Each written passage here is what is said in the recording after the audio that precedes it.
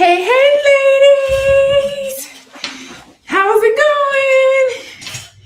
going? Oh, trying to get settled in my Hello, seat. hello, hello, everybody. How are you? How's it Hi, going? hi. Hello. All right, y'all. Welcome to listen. This is going to be our last live together with all the crew together before our in-person event coming up here next week already. So if y'all are new here, listen, our community is gathering next week in Atlanta for Wealthy and Worthy Mastermind. We will be together for 3 incredible days, and we will be working with women to expand how they lead and how they engage with their wellness as well as their wealth. And so we are just thrilled to have that time. So listen, if you can do the thing, grab your tickets. Wealthyworthy.org. Elite are sold out, but we do have a few VIP and general admission tickets available. So grab your girls, grab your friends, come on in house. All right. So today we are doing it a little bit differently because, right, we want y'all to get these gems. We want y'all to get y'all whatever questions you want to be asked or answered about building wealth. We want to open up the floor for you all today. Okay. So in, weeks past, we actually were talking about this right before we started the show. We've been doing this show for a year.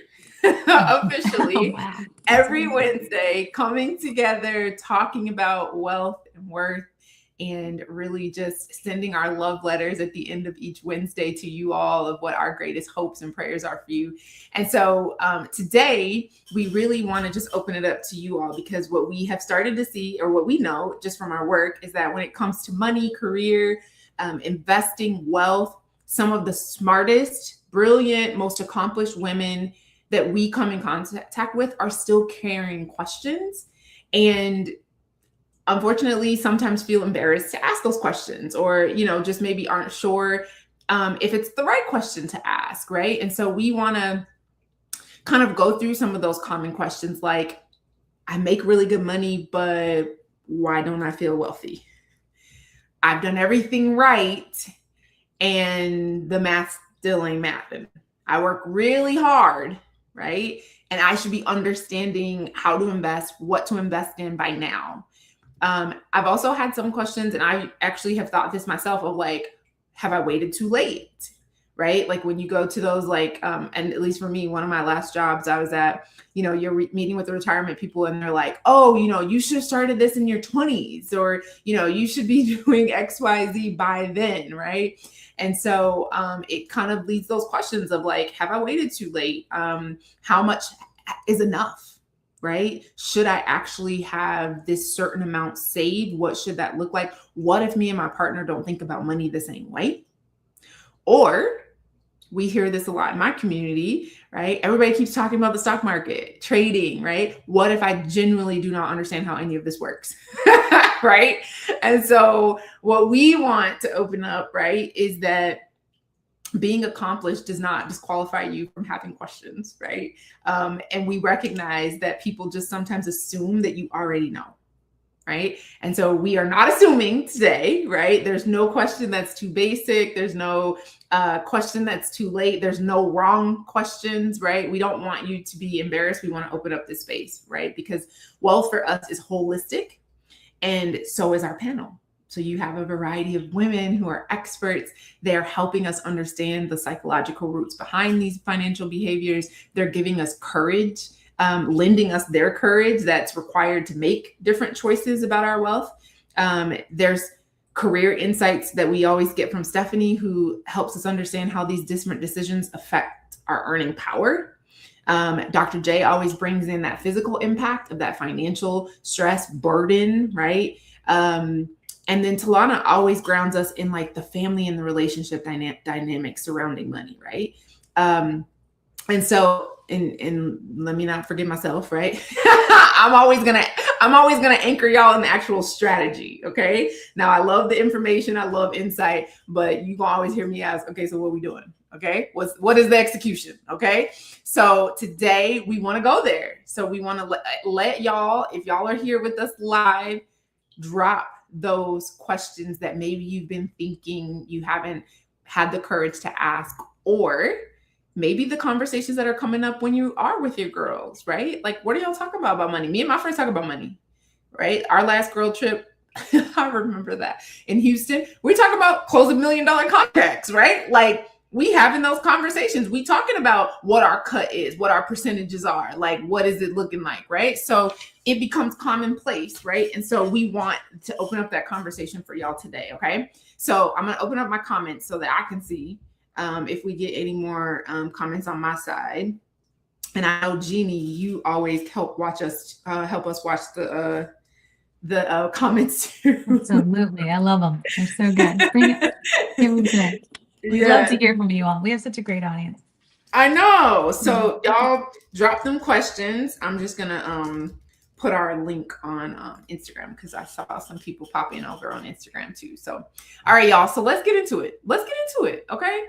So let me see. Let me check comments. Okay. No comments, no questions coming in yet. All right. So drop your questions. Okay. So this is what I want to start though first, because I want to hear from y'all. We did this last week and I really liked it. We opened up with like something more personal about ourselves, not just about like our professional experiences or, you know, other people, right? So I often hear from women very regularly, 6-figure earners, a few 7-figure earners, right? I make really good money, but I don't feel wealthy, right? They can have the degrees, titles, businesses, multiple, sometimes the salaries, the accomplishments, but still like somehow feel like financially behind or sometimes financially stuck. And so I want to hear from each of you from your own kind of vantage points. Like, why do you think there's often this disconnect between, you know, the professional success and actually like feeling financially secure? And let's start with Dr. Belina, because I want to hear from you. You always get to the root, okay? So I want to hear from you, like, where did that disconnect come from psychologically, and how do those past experiences with money continue to kind of subtly, or maybe not subtly, influence our financial story, even if and even when our financial like situation has changed? Like how, like what's happening there? You won't hear me much on mute. So that's a really great question, and I think there's two parts to it. There's a psychological part, like you said, as far as the relationship with money, which is definitely part of my expertise. But then also, I just want to stop us and think about what is the definition of wealthy. So when we think about being wealthy, you know, having a certain dollar amount in your bank account, if that is what you are using to designate your own self-worth and how you perceive wealth only from a number, then will you ever achieve it? Come on. That's the first part. So, you know, I think about like, am I doing okay? Yes. Do I still have goals, and do I have other places to go and be with my money and me? Yes. And I feel like I am wealthy sometimes when I'm outside in the middle of the day walking in the grass, right? Getting connected with nature, being able to know that abundance is not just in money, but abundance is in nature. It's in what God has created as things that supply the totality of our needs. Not and money can do part of it, but it's not all of it.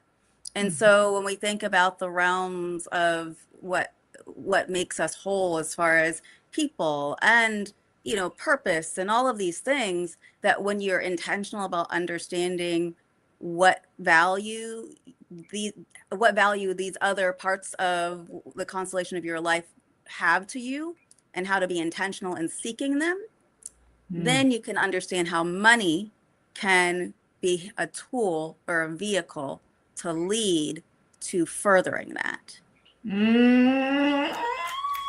And then you can start thinking about, what's your relationship with money so that you can make more and see. But if you're starting out with, I need a number, well, then you're always going to feel behind because there's always more to be had. Right. And so, we're always going to feel behind. We, a lot of us did not start, have generational wealth to get us started. We were getting through school with debt in our 20s when, yes, it would have been ideal, and compound interest. And we can understand charts very well that say that earlier would have been better. So I think that that's the first part, is understanding what is wealthy to you and what does that life of wealth look like. And when you have that, then you can have a vision of where you want to be, but then also seeing it in your everyday so that money continues to be a tool to fuel more of that.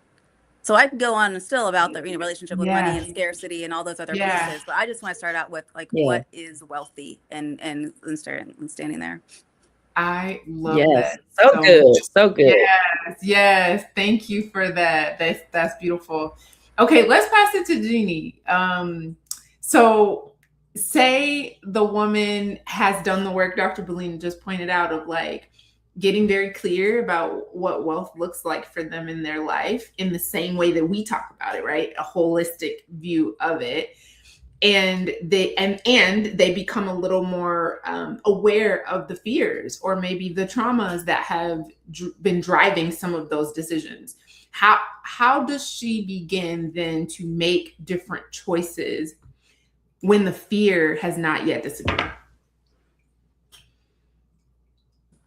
Well, I think the important movement there is to embrace vulnerability in those moments. I think many times we can have this like very clear understanding of sort of the barriers after they've been maybe presented to us or after we've had kind of insightful moments, in the quiet that we not often, I can't say that for high impact women. I was going to say that we often allow ourselves, but that just isn't true, is it? In those moments where we do allow ourselves to be in the quiet, in the silence, and we do allow ourselves to have these insights about what exactly are the barriers, we struggle with the action of embracing the vulnerability that exists inside of some of those barriers, right? This idea of, I understand where there are other things at play environmentally, there are fears that are at play, how I've created them, how I've leaned into them and perpetuated them is important to me now. So how do I undo that? And it's by stepping into the vulnerable practice, which is saying to yourself, like, I'm stuck and I'm not sure what the question to ask is to move myself from there. I don't even know what I don't know at certain times. I don't even know what I'm not connected to at certain times. I don't even know necessarily how to find the thread between what I understand as my insight to the problem and how to get to the other side, and presenting that, like living inside of that for a bit and not trying to just resolve it. I think we're oftentimes looking so much to not struggle. We're looking so much to not feel uncomfortable.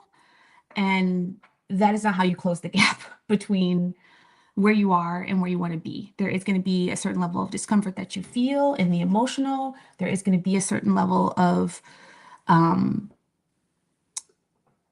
there's going to be a certain level of confusion that you feel and that you have to sit with before the answers begin to come with you. So I think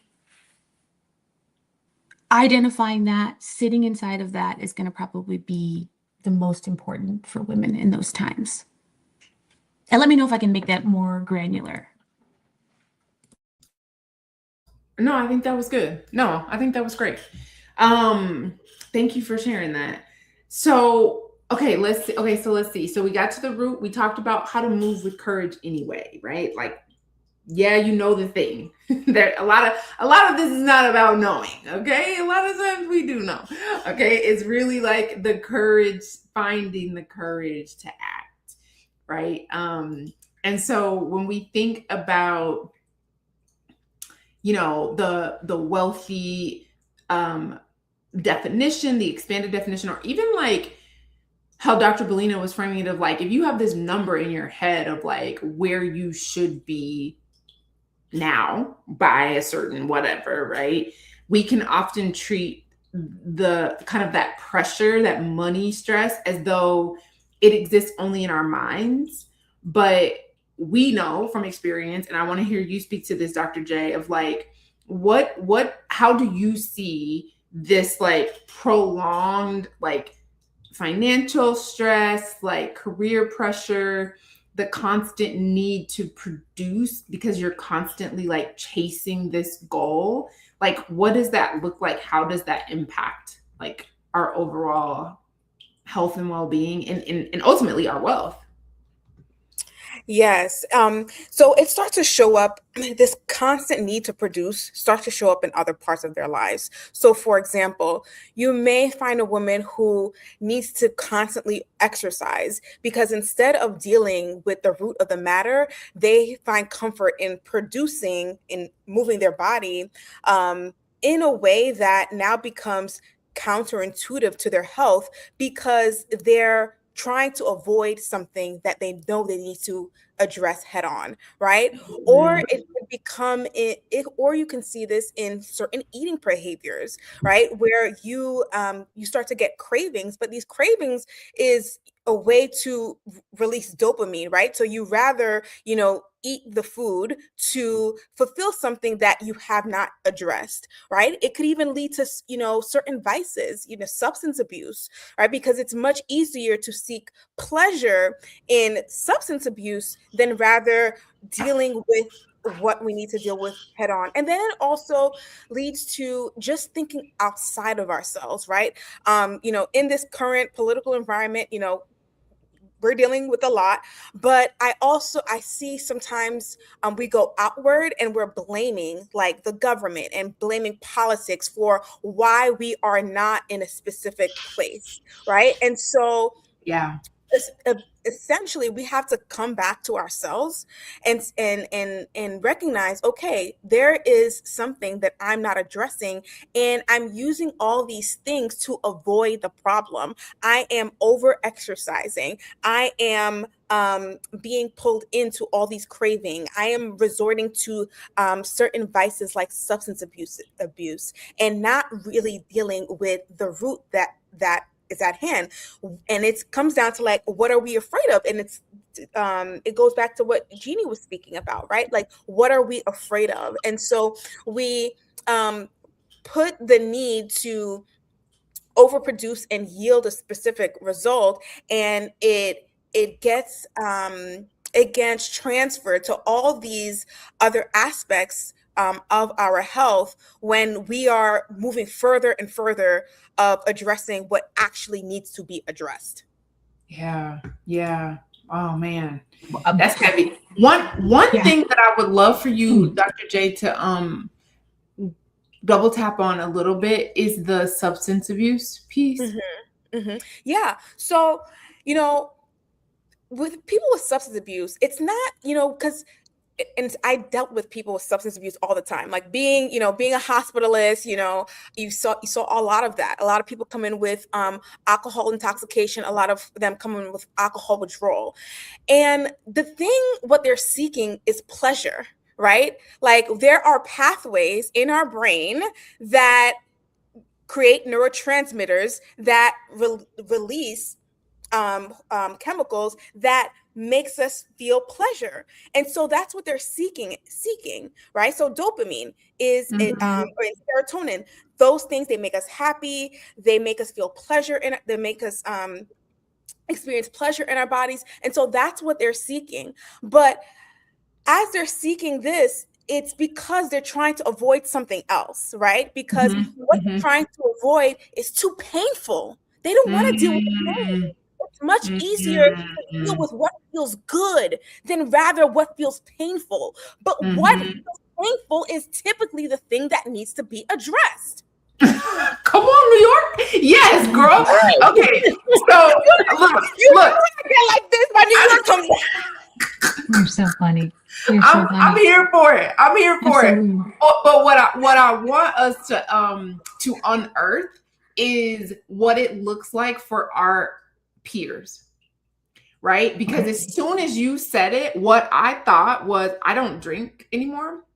But what immediately came to mind was, man, I remember there were days where it would be like, I need a glass of wine after work. Like, I need to go, right? And you can find yourself having that experience every single day after work, right? Like, or it runs even outside of work days where you're, it's a Saturday, you ain't working and you still like, oh, I need to have a glass of wine, right? Or happy hours, right? Like, you can consistently like engage in these activities that are absolutely addictive, that you don't even always recognize that you have this dependence on, like you said, that hit, because you're not aware of like how our brains are wired and what you're seeking. You're just like trying to get that release. And so that's what I really want to like unearth for our audience, because I do see it very sneakily in a lot of, in a lot of women's lives, and they just don't see it.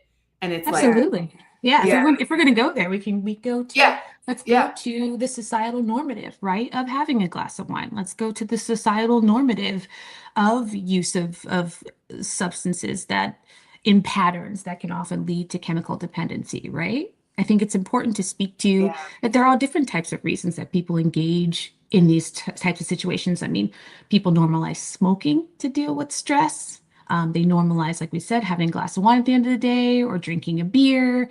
And then we're doing this every day. And a lot of people don't recognize that if you're having a couple of beers every day or a beer every day, so you're engaging with alcoholic beverages 5 days a week, you are meeting criteria for a certain level of abuse related to that substance, because it is indeed a substance. And there's a gamut of rationale for why people contend with those types of things. I mean, it's not just about pleasure. It's about, I feel disinhibited. I can finally relax. I think Dr. J touched on escapism in some way, right? Or this avoidance that we can engage in sometimes. And it's deeper than that too, because there is avoidance of unpleasant stimuli within my environment, but there's also controlled avoidance, right? There's this idea of like, I don't want to deal with that, but I will deal with a hangover because I drank too much. I don't want to deal with like the fact that I'm in deep pain about maintaining inside of my marriage that hasn't been working for me, or the fact that my children don't listen to me and don't want to be connected or feel connected to me, or the fact that I had to ask this basic, what I saw to be this very basic question of a person that I work with in order to get an answer that I feel I should have known, and it took a part of me. It took a part of me. I struggled in feeling that deep sense of incompetence. I don't want to deal with that, but I will certainly deal with vomiting because I drank too much, or I'll certainly deal with, the low that comes after I'm using, I'm gonna say more serious drug because, it is frivolously used, cocaine or something to that extent, right? Because, this is all within our communities as well. Yeah, but it is very much normalized. Oh, you just took a bump that day at a party, no big deal. Or, you're drinking every day or a couple times a week, or you're binge drinking. So on the weekends, you're getting really, really intoxicated and it's no big deal. Well, it is a big deal. It's a substance. It's mind altering. It's physiologically altering, as Dr. J was talking about. And because these things are normalized, we often will reach for them and we don't feel in many ways and sometimes until it becomes a larger problem, that this is a pattern that isn't working for our lives. It's not working to move us forward. I too am someone who does not use substances at all, because I understand the consequences of addiction. And it's a difficult thing. It's very much normalized by friends, family, by systems, and it's a lot. Absolutely. Okay, we I got just a want to comment jump from in too, and I know we were talking about alcohol, but and that sex came up in in the comment, and that's dopamine too. That's Yes. because at the end of the day, we're these are things that are leading to increase in dopamine. But I just want to also add marijuana to this topic too while we're at it. Just because I just want to make sure that, because especially now, because alcohol and marijuana are naturally occurring in some ways. I mean, but so is cocaine, right? So, but still, but these things are naturally occurring that we can often say, oh, we're doing it the natural way, etc.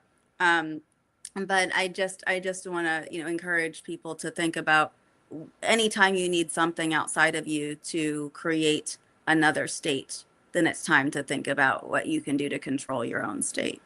And so, that's the thing.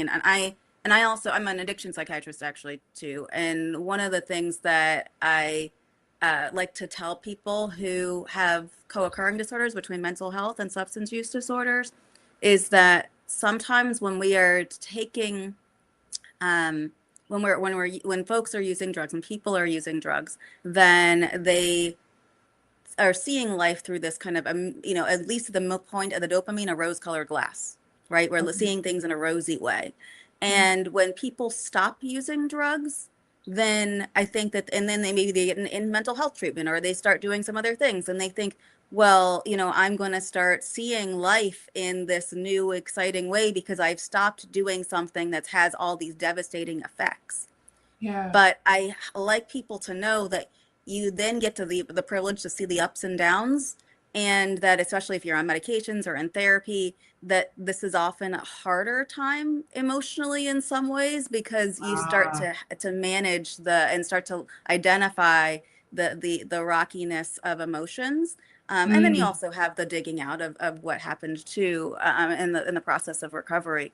But just that it's, stopping cannot, it's like when you clean a really dirty room and you throw everything out into the middle of the floor, and then and then it looks worse. Yep. Sometimes it can get worse before it gets better on the emotional side, but that's just a sign that you're getting into the good work and to keep going.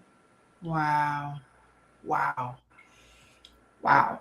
Thank you for sharing that and anchoring us in that. Yeah, in that reality. Wow. Whew. Okay, that was not where I thought that was going to go, but I'm very glad that we were able to give that to the audience, because I'm sure there's somebody watching this that is experiencing this, or knows somebody that they love that is experiencing this. So thank you guys. No, I think our commenter Penny said, I'm back and welcome back, but another substitute is sex, and that leads to a whole other host of issues. Then we need physical, mental, and spiritual deliverance. Yeah. So sounds like she's been back, Penny girl. Yeah. All right. So as we kind of close out this part of the wealth building, Tawana, let's drop it over to you, friend. What do you see, right, that happens when women have this like increase in their income, but those expectations increase right along with it, right? Like how do women navigate becoming the person that everyone assumes can help and solve and fix, without allowing her success to become everyone else's safety net? Okay, so this is funny because you know I just went out to dinner. I know about it personally, okay? But I was just having a conversation with friends last night over dinner about this very topic. So it's like top of mind for me. I think one of the biggest challenges is recognizing that having the ability to help doesn't automatically create an obligation to help. Okay. And I think some people feel as though, and depending on your family dynamic culturally, like what it means to support family, a lot of us fall into that. I almost want to call it a trap because that's how I see it at times, is that one of us becomes successful. We all are successful, on the backs of one person. And as women, as we become more successful, especially when you're known as like the dependable one, people can begin to associate your success with your availability financially, emotionally, sometimes physically, right? And so if you're not careful, which I feel into this, guilt will make you feel responsible for maintaining someone else's stability. right? And so for me, boundaries are extremely important. I had to set those very early on. And what I learned is that guilt comes from what we have learned is our truths within ourselves or within our family dynamic, right? So if I was raised to believe that supporting family means you give your last to make sure that someone else doesn't struggle in whatever way. And I've adopted that since childhood. Then anytime something goes against that, then I'm going to have a guilt that comes. I'm going to feel this guiltiness. And so what I did, which was inspired by my therapist, what I did is this pretty much exercise where whenever I was asked of something, okay, no matter who it was, okay, no matter what title they're holding in your life, no matter how close they are, if someone were to ask for something and the first feeling that came along was guilt, the answer was automatically no. Not no forever always. Sometimes it's no until I gather what's going on within myself. Why did the guilt come up? Is it truly guilt, or is it just a residual like do I not? Right? But it was always no initially whenever guilt was present. And it really, really helped me be able to really take an introspective look to see, like, what am I feeling in this moment? Does it align with my family goals? I can love you, I can support you, I can encourage you, and I can even help you financially when I choose to, but I can't become someone else's financial plan. Like, you have to take responsibility of doing that yourself, right? And there's a difference between helping someone through a season and becoming someone's system, pretty much, that sustains them, right? And sometimes building wealth requires being willing to disappoint people in the short term, so that you are not financially depleted in the long term. Come on. Pretty much. Listen, So I feel like that's there how needs to be a whole show. That is a a whole whole show. topic. 100% of the women that I work with in my financial wellness work have some sort of financial boundary issue. I have not seen someone Yes. and some of the most significant and challenging outcomes, it have been from moments and instances of times where there's been some giving, and that can be financial, but that can also give space. That can also be, the person staying with you, all these, there's different ways that we give. But also our time, our most valuable asset that we never ever return. Money can cycle and flow, but all of these things are, because the time can be money. Time is not always money, but it can be money. And if that time is not being used on things to make money, then that's another financial boundary. I mean, but 100% of women, and there's two phrases that my two mantras that I like to remind myself around for this. Number one, my excess cannot be your expectation. Ooh, that's a word for the saint. My excess cannot be expectation. And speaking of the saint, the Lord loves a cheerful giver. And I love what you said, Talana, around that, like inventory, that, assess that first emotion. And when you hear from it, because that's really God tugging on our heartstrings about what we should do. And I mean, the Bible says to not cast our pearls among the swine. So are we just throwing money out there? Come on. Number one. And then also we have to think about, the Lord loves a cheerful giver. So if we're giving out of obligation but not desire, is that cheerful? So, I think, do you have to give, or do you get to give? Because there are times and places and people where we're like, we get to give, and it feels good to do it. Yes. But if we get to give, then that's good. But if we have to give, or we feel like we have to give, that's the feeling, then it makes time to take pause. Come on. But guess what? The get to give comes because I have been strategic with how I build my money, and then I'm able to give freely and cheerfully, right? So I want to be on the get to give side versus that's right. the other side. Love that. And you got to not give to everybody, so you get to the get to give side. Absolutely. Right. And I think there's also contending with with self again. I think we sometimes forget as well that this is not just about other people. It's not just about the external, it's about the internal as well. If you create an Yes. image of giving, you create an image of generosity, you create a reputation of all of those things and a pattern of all of those things. I think many women get extremely, extremely terrified at the prospect they will be seen any differently from that. And that's, you know, that's ego presence in that, right? That's struggling with vulnerability. Because we got a comment from Instagram where someone said there is power in being able to say no. And I said, yes, indeed. And there's also vulnerability in being seen and allowing others to know and understand that you have limits. I have limits. Absolutely. Just Yes. because I gave last year, just because I gave last month, just because I had the time and you could, you know, have some level of accessibility to me at some point doesn't mean that that's my continued way of being. Like this idea that there needs to be this persistent, constant giving of self, giving of resources all the time in order to maintain the image and in order to maintain in the realism of being a generous person is ridiculous. Yeah. There is a Yes. limit. We have a limit. Speaking those limits, Yes. being clear about them for ourselves and accepting so those within good. ourselves Yeah. and in the external. I think that's a balance. Yeah. Because sometimes we see our value as what we give and not who we are.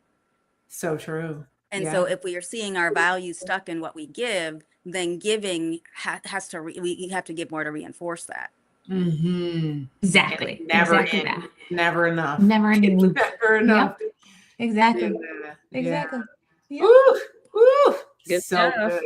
So good. Yes, that's so good. I think you all raised some really, really good points around that, especially around the boundaries point. I wrote this down from Dr. Bellina. My excess cannot be your expectation. Okay, we left with a gem. Okay, because that is I so jotted good. that down as well. Yes. I mean, golly, so good. And then just also like recognizing you all that there's nothing wrong with creating boundaries around your wealth, right? So once we define what our wealth is for ourselves, then we get to create boundaries. And like I always say, boundaries protect love. And so for me, if it is an issue of like giving money, like for me, money is just a reflection of love. And it's my ability to like spread more of it around. And so if I don't have intentionality around how I do that, right, then it's not being used for what God has intended for me to use it for. And so that is something that's always in my mind of like being generous is just who I am. That doesn't change, but how it is reflected in the earth does change, because sometimes it is my time. Sometimes it is like lately I've been doing a lot of like business mentoring, right? Like sometimes it's teaching. Sometimes it's, you know, giving a reduced fee in my consulting firm to nonprofits. Like it just looks very different at various times. But I want you all to recognize that like it can't be optimized unless we have intention around it and unless we create boundaries around it to protect that love. So that is beautiful. Let me see what y'all got. I see y'all in the comments. What questions y'all got for the experts? Okay, I need y'all to give them some questions. Y'all got to challenge them today. Let's see. Roz. Hey, Roz, we missed you. Okay, let's see what Roz says. Roz says, I always say I'm okay with gifting because gifting is on my terms. Giving can carry an external expectation that we are not always obligated to follow. Okay, girl, I love that. And she says boundaries equal self-preservation. Love that. Thank you for sharing your reflections with us. And then she also gave Dr. B some props, dropping some gems. I love that. I love that. All right, y'all. So if y'all have more questions, I see y'all starting to get a little excited in the chat. I love that. Drop your questions for us. All right, so let's shift a little bit to the question. Okay, the question of, am I too late?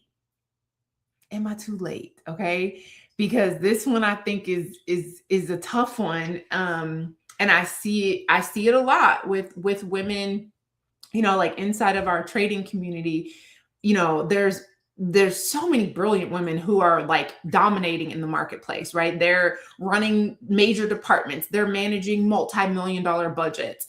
And yet when it comes to investing, they say things like, I'm actually just not good at this, or I'm not good at math, and I'm like, no, ma'am. No, ma'am. Like you are running circles around these fools in your job, okay? Like you're managing all of these funds and you're talking about you can't read a chart? Like what? It doesn't even compute for me, right?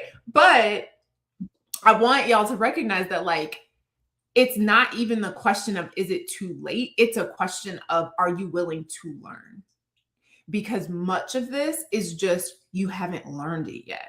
Right. And that's a very different thing from not being competent and not having the ability to learn a new skill set. Right. So what I want to hear from y'all and from our experts, right, is why do you think that intelligent, accomplished women sometimes become intimidated the moment that we start to talk about wealth building, like concrete wealth building, like money? I know we talk about wealth in a more broader context, but what I'm talking about is money. Like when it comes to the dollars and cents, like it's like they just all of a sudden feel like they're incompetent and they aren't able to do the thing. Whoever wants to go first, I'm happy to have you kind of speak to it. Maybe we could go, maybe let's shoot it back to Jeannie. So like what I see a lot is, the stock market can move kind of quickly, right? And I'm hearing women in their like mid 40s, sometimes 50s, who are like, man, I should have did this a long time ago. I should have started a long time ago. I actually had, oh my gosh, I posted about her today. Miss Jerry, who is in our private community, she started learning how to trade at 67, you guys. 67. She's a retired special education teacher. And she took her first trade on Monday. I popped into their class and she took her first trade on Monday and she was profitable.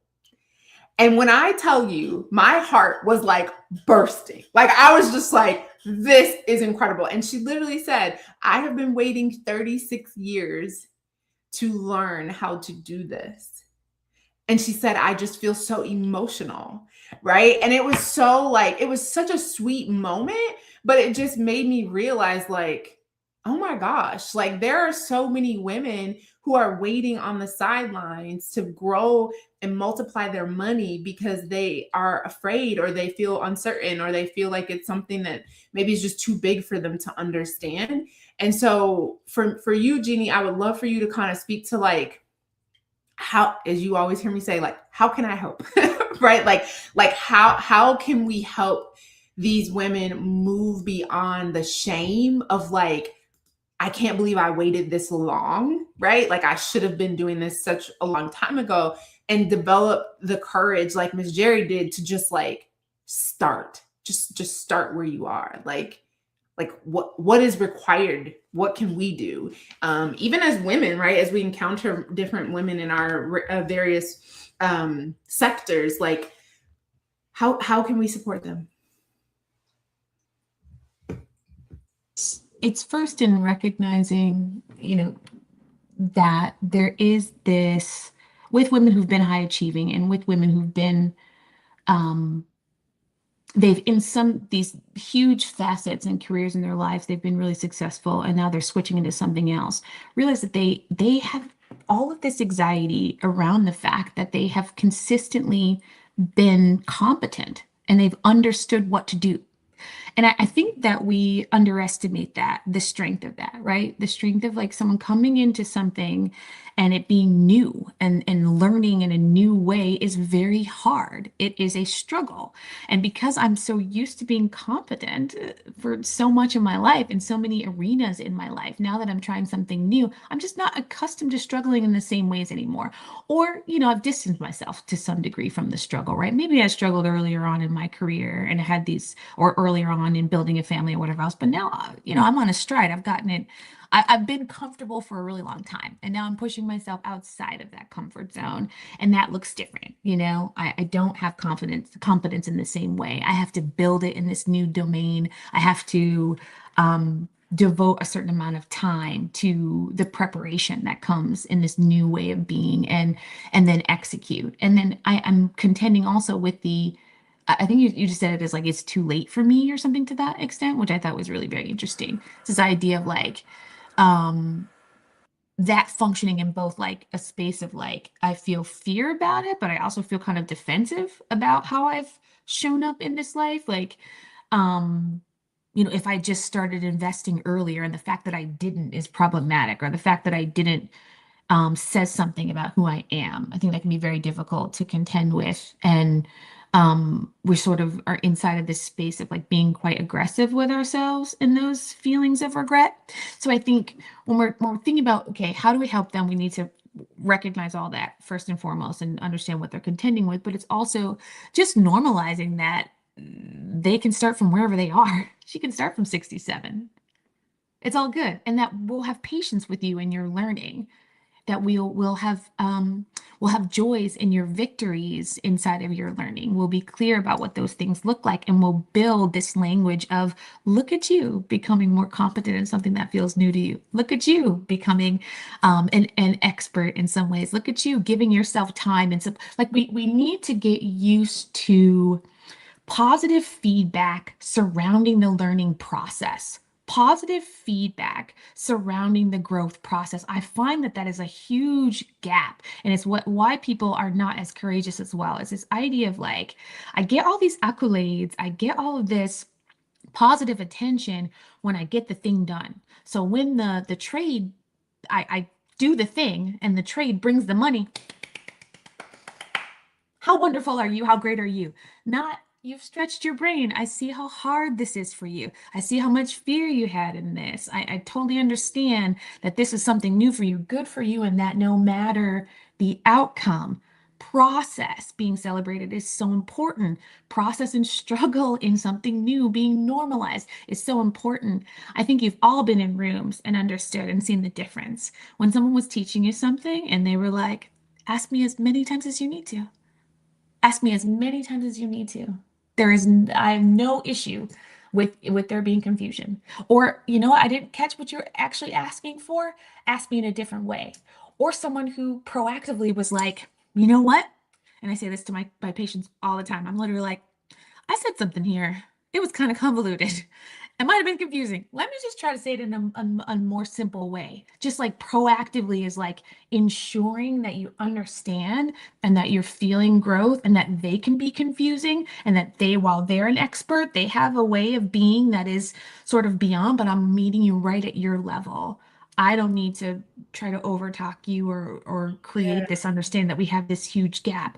I want to build relationship and help you understand that where you are is where I have been. And I can meet you at that level because I know that level and can identify with that level. So I think that's how we help. Yes. That's how we help. Yeah. I love that. Oh, I love that. Okay. Thank you for sharing that. Yeah, that's so good. Yeah, that is definitely our environment.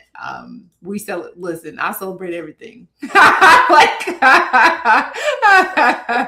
because it really is like a foreign language. You know what I mean? When you come into it, you're like, I just think back to how much I studied. Like I used to use those like little white study cards that I used in college to like study like what different terms in the market meant, because I was like, I need to understand this, So now that I teach it, it's just like, wow, like, yes, I remember how challenging that was. And I had to really commit myself to learning, to becoming a master of the market. So I'm here for it. Thank you so much for sharing that. Okay, let me see. You guys, we are like so already at time. Okay, so anybody else want to speak to is it too late? Just jump on in, and then we'll close out after that with the round robin. I think becoming clear about what you're building, why you're building it, will keep you in alignment when you get like people coming around, kind of pulling from you and things like that. Just understanding like what your family dynamic is, what your goals are, keeping everyone's opinions kind of out of the mix, right? Because everyone or many people will have an opinion about how you should be with your money. Yeah. That sounds crazy. How you should be with your money. Right. But they aren't necessarily going to be there to fund your retirement, your children's future, Facts. your emergencies, your life, the life you're creating for you and your family, right? So so sometimes it doesn't look exciting because you have to say no sometime, but you have to make decisions that align with the bigger goal that you've set for you and your family. And when you're clear on your long-term goals, it's easier to stop allowing other short-term expectations to dictate your financial decisions. And so just making sure that you're aligned with what you're doing, what your goals are, and where you're headed, and sticking to that. And not saying that you can't be flexible in Right. giving, and, if you feel led or, even choose to give, that's fine. But just making sure that you're always aligned with your overall goal. I love that. I love that. Okay. You wanted to say something, Dr. Janika? Yes. So I also wanted to say, so when you're saying, is it too late? We also have to be mindful of whose standards that we're measuring lateness against, right? And Yes. this is something that I echoed in a couple of Wealthy and Worthy Wednesdays ago. Was my mentor always says that you make the decision to make the decision right, right? And so you make it, so if that if that question comes into your mind, you can just decide today that I'm going to do something different about it. And that could be attending a seminar, that could be reading a book, it could be changing your environment. And so all you have to do is, make the decision. Okay, what is the first step that I have to make? Because we have to be mindful of, the questions that we ask ourselves, because then we start to not create our own standards. We're using other people's standards to define how we feel about a certain topic. Yeah, that makes so much sense. Yeah, yeah. And that redefinition, redefinition. I mean, it Yeah, comes because down it is. to It's fertility, imagined. fertility and pregnancy. It's just like, that's another thing. They're like, is it too late? No, no, and especially big for high achieving women, because in our prime years, we're like focusing our careers, and then we get to that age, like, oh, is it too late? And it's just like, we have to be real with ourselves. It's just like, who are we? I mean, we have to be realistic, right? But at the same time, like, against whose standards? You know what I mean? Yeah, Against exactly. It's a comparative. Yeah. It's same with marriage. Is it too late? You know what I mean? And it's just like, again, you could find love at any age. If you're 80, it's not too late. Absolutely. Yeah. Everybody's circumstance is different, but yeah, that. we do. We create these imagined timelines, and we create these comparison points, and they end up, oftentimes we're not doing it in a way, unfortunately, we're not doing it in a way that gives ourselves the best mindset, the most peace. I'm not choosing the imagined timeline that like is giving me all this grace and compassion. I'm not choosing the comparative point that makes me feel amazing about myself. I'm choosing the one that fuels a lot of fear, right? Yeah. When you look in the rearview mirror when you're driving, what happens? Distraction. You can't see what's in front of you. And if you look there the whole time, you're gonna end up in a crash. Crash. Like, you know. Right. So, like, I think the important thing is, like, it's important to look and learn from, I mean, there's a reason the mirror is there, and you look and learn. But at some point, if you stay stuck, you're gonna end up crashing. You turn into salt. Yeah. That's true. That's true. Through. Oh no. Yeah. That's so good. That's so good. Yeah. Oh, so relatable too, Dr. J. Like, I remember those days where, like, all my friends were married. I was the only one not married. And I was like, wait, should I have not worked on my career? Should I have not pursued a doctorate? Like, maybe it's a little too late, right? And then same thing with my son. And then I was like, you know what? I was like, I'm just look at the data. And then I looked at the data. Both my grandmothers had children into their 40s. And so I was like mid 30s. I was 34. And so I was like, I got plenty of time. Like I'm not worried about that. But it is one of those things with all the societal pressures when you watch people around you. I also, though, was in academia. And in academia, women do have children later. Like most of my colleagues were early 40s, mid 40s, late 40s with toddlers. And so for me, it was just like, yeah. And so it was just like, I was the only one without children at the time, but I was 34. So it was just kind of like, I got plenty of time. So environment does, this ties to our point from last week, like environment does influence how we think about those type of things and what perspectives we have on what timeline looks like, right? And what feels too late versus right on time. So ultimately, it boils down to you, friend, as you're watching this live or watching this back on the replay. So what I would love to do for us today is kind of end with a round robin or a rapid fire.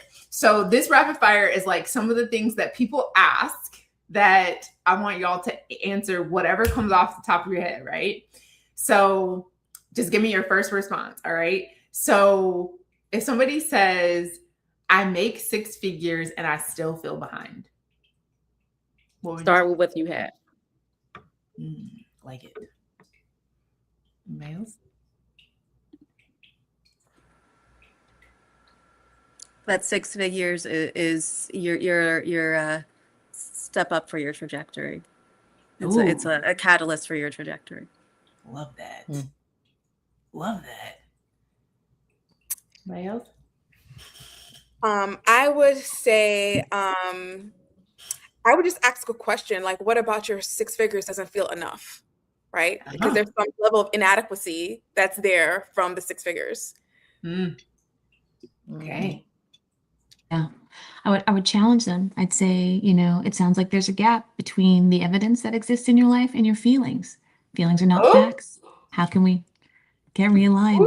Feelings ain't facts. I ain't heard you say that one-liner in a minute. That's a bring good it back. That's always the good one.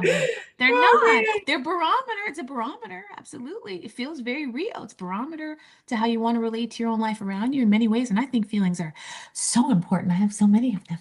Yes. but they're not facts. Yeah. So what is it? Here's the evidence. Here's how you feel. Let's make the meat a little bit better, okay? That's good stuff. That's good. Listen, we used to have a marriage group, y'all. We had 6 or 7 married couples, and we ran it for maybe 5 years. And I'll never forget the first time Jeannie said that line in the marriage retreat, baby. She said the room on fire. People was like, oh, they were bad. They were bad. And when I hit them with nobody makes you feel anything. You have feelings. They just exist within you. Situations bring them out, but baby, it's not people making you feel that. Rough times, man. It was so good. Okay. The next one is I'm afraid of losing my money, so I don't invest. I would say, you like Nike, do it anyway. Come on. Loving that. I would say sometimes fear keeps us from making the very decision that could move us forward. So just like Dr. J said, do it anyway. Yeah, so good. I mean, it's Go ahead. Go ahead, dear. No. Go ahead. So I was saying ADHD. I would say that you've invested in yourself to get to this point, right? And so you've already invested in yourself, but what is it? What's causing you to stop wanting to or feeling like you can continue that investment?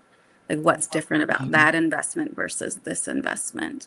And one thing I like to always end things with is, if you invest in yourself, the results can be infinite, but you'll never make a return on an investment you don't make. Ooh, yes, baby. Y'all hear that? You'll never make a return on an investment that you don't make, whether that is in yourself or the stock market. Okay. So listen, don't be that's actually such a good point. Oh my gosh. I've been having so many people ask me about this in the trading community. They've been just like talking about just like paying to learn. And but then they're super sad that they don't have 5-figure days. And I'm like, you cannot expect a return from an investment that you did not make. Like you didn't make the investment to learn how to make a 5-figure day. Like, what are you talking about? You're consuming free YouTube videos. Like, there's no way for you to develop a craft, right, by consuming free content all the time. Like, no, the whole point of the free content is for you to move further along in your journey of learning and developing the skill. And it is just, when I say it's a conversation that goes nowhere. It's mind blowing to me. As Black women, we will invest in school and a degree to put someone else's letters after our names so many times. Said somebody who has more letters after their name that's in them, and I have a long name, right? So I'm, but we will be quick to put, to invest in these things. And sometimes I wonder whether or not we did that to seek validation versus education. And at some point we need to start thinking about these are, and we are not, and we did them in institutions that were validated by people with less melanin. But now when it's from learning from each other, that it's like, well, maybe we need to start thinking differently about this phase, because where did it get us? I need to post this on my sales page, Dr. Bellina, okay? Because listen, they be heckling me over $200, okay, baby? Right. Like, you are learning wealth strategy from somebody who works with billion-dollar companies, and you think I should be teaching you this for free? Wild. It's wild. It's diabolical. It is diabolical. I love us. But however, Dr. Bellina, your point is, baby, it's spot on. Okay? Spot on. Yeah. Spot on. Anybody else got another rapid fire? Because that was hot fire. Yeah. No, I think that's good. I mean, I think it's always asking the question of like, what makes an environment safe enough for uncertainty? I mean, there's always going to be uncertainty when you're trying something new. So asking and proposing to yourself the question of like, you feel uncertain about what's going to happen with your money. What makes an environment certain for you? And how far has that brought you? Now we're here. Yeah. Yeah. How do I bolster that with teams, with friendships, with communities, with resources that are above me and paid for, so that I have less of that uncertainty? But you're not going to exist or thrive without that in this life. I mean, there's you have to jump off the cliff so many times. You're right. You're absolutely right. That's good. I love that. Fear is not the same thing as safety. I think sometimes we see fear as being safe. So it's not the same thing. And so being clear on that is that fear doesn't mean you're safe. Not moving doesn't mean you're safe either. So that's facts. Listen, I see that often, right? I have a private client had a retirement account, and in her mind, like, it was like she had like this investment, but when we really looked at it, none of the money was invested. It was just sitting in the account, not working for her. Right. And it was like she almost had a meltdown when I explained it to her. And I was like, no one. And she was like, well, I just met with the guy like from my job, the company that manages the 401k. And like, they just said to just put the money in there. And I'm like, but they didn't explain that it actually needs to be invested in something. And she was just like, no, I just watched the number grow over the years. Right. That happens to more people than you all realize. It's just sitting there not working for you. Okay. Yeah. And if that's the highest percentage of people. Yes. Yes. Yeah. So if you are watching this or you're watching back on the replay, don't be playing games. Put the money to work. Find somebody. You don't need to be me, but it can be whoever you need to be. But find somebody to help you put that money to work. You got to give it some legs. Okay. So it can work harder than you're working. Okay. Yeah. It's as simple as a few questions about just, what do I want? Do I want something that's more aggressive at this point in my life? What percentage do I want to be giving in each month? Yeah. And what do I feel trusted in? And is it Vanguard? Is it who is it? You have to know these little things. And they take 5-minute conversations. And not with financial advisors I'm not talking about. You're right about that crap. You can do it yourself. Yeah. You can do it yourself, and your HR person who comes in and talks to you about these things at your job is obligated to tell you about this is how this moves versus you just putting money into it every month. I mean, it's wild how people get stuck. Yeah. Yeah. But we just don't know, right? Like I tell you guys all the time, like we're so conditioned on how to work really hard for the money, but we're not always adept at how to multiply it or how to preserve it or protect it.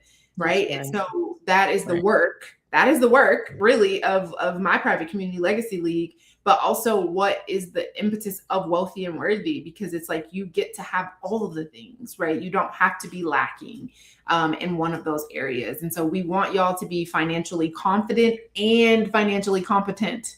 All right. We need that competence and that confidence to match. So that is the heart of our conversation today. So as we wrap up, ladies, we always want to end with our love letter. I want each of y'all to tell the ladies watching, if there's one question about wealth that you wish more women weren't afraid to ask, what would it be? I actually need to think about that for myself. How much of what I'm doing with my money is actually for me and my family goals, and how much of it is driven by the expectations of everyone around me. Oh, so just being able to decipher the two, and then adjusting where needed, right? So that's the question I think, that the ladies should ask themselves. I love that. I would ask, in accumulating wealth, how much do I really need to be well? I love that. Yeah, because I mean, everybody has different lifestyles. Everybody has different lifestyles, and it's important to know, okay, what do you need in your lifestyle to really be well? I love that. I love that. I think I would want them to ask themselves the question of, what financial decisions, would I make if I trusted myself enough to be courageous? If I really trusted myself to be courageous, what would I be? What would I be doing with my life related to my wealth? Yeah. Along those lines, what is really holding you back? And are you willing to let that continue to have that power over you? Ooh, yikes. Yikes. What is mine? I was listening. What is the question I wish you would?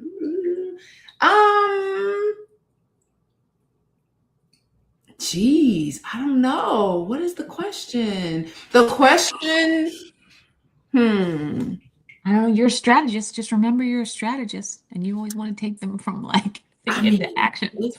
You're like, no question, just I want them to do the thing, okay? I just want them to do the thing. I mean, I think for me, mine actually probably would follow along yours, Jeannie, because it's something that I ask myself every day, which is like, what would I do if my courage was on 10? That's the question. I would pass my steal that. If my courage was on 10, I would pass my question on to you. Yeah, I would pass my question on to you watching this back, right? Y'all are with us live. That would be my question. Like, I'm gonna give you the question I ask myself every day. If my courage was on 10, what's the move? what move am I making? And the chips fall as they may. And I ain't gonna hold you. It's causing a lot of chaos in my life lately. But it's good chaos. It's good chaos, and I'm just rolling with the punches. But it's definitely a disruptor. The question is going to disrupt your, as Talana mentioned, your sense of safety for the known, and you'll be kind of catapulted into some unknown situations. But it's really fun, and it is an adventure. I will tell you that. So yes, that's what I got. That's what we got for y'all today. That's our love letter. Listen, we are way over time today, but I want to leave y'all with this little bitty reminder to come join us in Atlanta in a couple of days. It's not even a couple of weeks anymore, a couple of days. We are gathering, the crew is gathering here in the ATL where I'm at.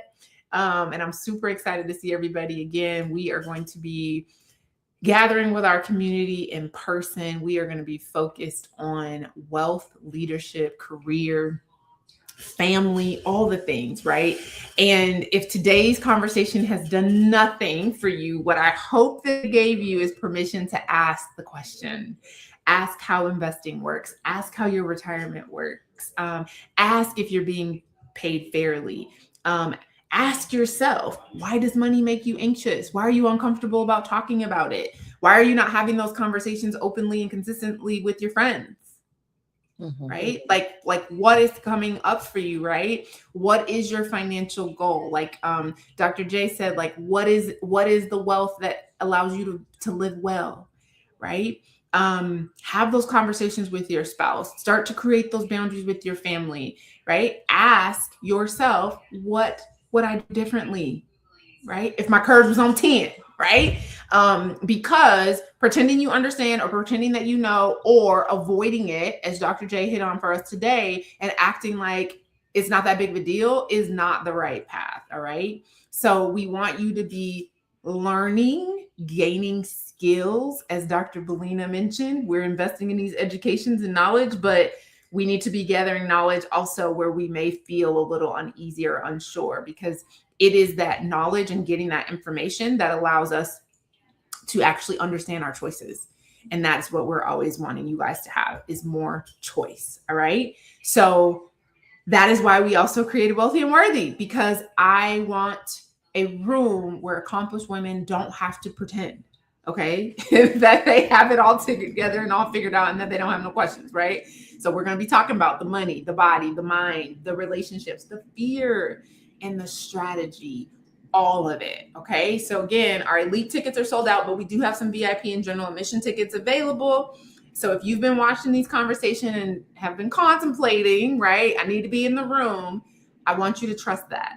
Okay. And I want to put a special call out to my ladies of faith, because I have had so many of you say you're going to pray about it. And oh, Lord, nothing grinds my gears more than procrastination. Okay. Listen, do the thing. If you want to do it, do the thing.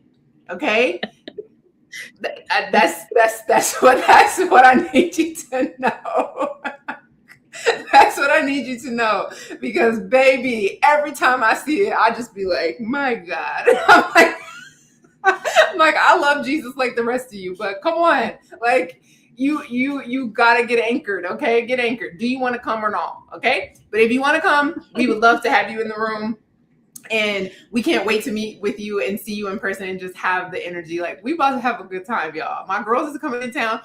We about to cut up, okay? So ask the question, understand the thing, build the knowledge, and then make the decision, okay? So we will see y'all next Wednesday. We got our show coming out on Wednesday next week, but we will see y'all all live with the whole group again after Atlanta, because we are going to be gearing up to be fully present for the ladies that are joining us in Atlanta next weekend. And so we hope y'all have the best rest of the day, an amazing week next week. Those of you who are coming, we'll see y'all.